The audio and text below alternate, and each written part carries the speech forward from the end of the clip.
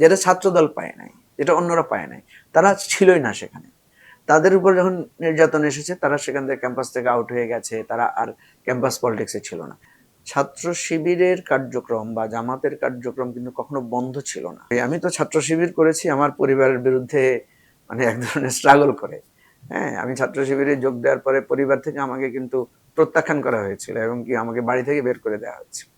এবং আমি একটু লম্বা সময় ধরে স্ট্রাগল করে সে একজন সাধারণ সমর্থক থেকে কর্মী হয়ে ধীরে ধীরে সবগুলো স্তর অতিক্রম করে আমি তো ছাত্র শিবিরের সেন্ট্রাল প্রেসিডেন্ট হয়েছি। সুতরাং এটা তো আমার একটা ভালো লাগা স্মৃতিময় জায়গাতে থাকবে। আর আমি তো শিবির থেকে কোনো বেরিয়ে এসে পদত্যাগ করে বা শিবিরও তো আমাকে বহিষ্কার করে নাই। আমি তো ছাত্র শিবিরের সকল কাজ শেষ করে দিয়ে আমি জামাতে এসেছি।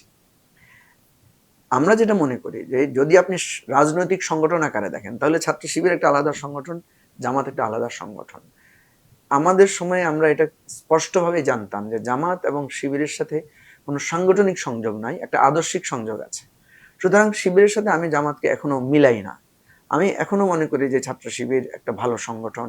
ছাত্র শিবির তারুণ্যের একটা, তাদের মধ্যে এক ধরনের একটা প্রগতিশীল চিন্তা তাদের মধ্যে আছে এবং এটা আপনি শিবিরের মধ্যে সবসময় পাবেন। আমরা যখন শিবির করেছি তখনও আমরা অনেকটা মানে ওই ওই মানে বন্ধনীর মধ্যে আমরা আমাদেরকে আবদ্ধ রাখি নাই।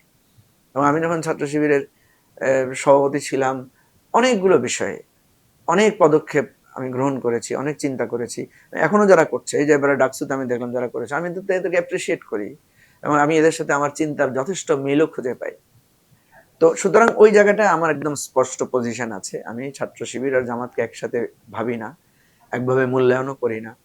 ছাত্র শিবির একটা সংগঠন আকারে আছে তাদের, কিন্তু তারা যদি জামাতের সাথে মার্জ হয়ে যায়, যে এই প্রবণতাটা এখন দেখা যাচ্ছে যে এজিফ তারা যেন একই সংগঠন, এজিফ তারা যাতে একজন আর একজনের ছাড়া চলতে পারছে না, একজনের চিন্তায় আরেকজন মানে সম্পৃক্ত, এটা খুবই মানে অ্যালার্মিং এবং এটা খুবই ক্ষতিকর হবে আমি মনে করি, এবং ক্ষতি কিছুটা হয়েছেও।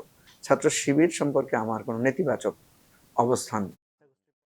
ছাত্র শিবিরের কার্যক্রম বা জামাতের কার্যক্রম কিন্তু কখনো বন্ধ ছিল না।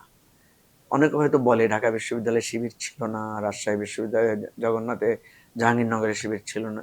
এটা সত্য না, শিবির ছিল সবসময়। শিবির হয়তো আন্ডারগ্রাউন্ড ফর্মে ছিল।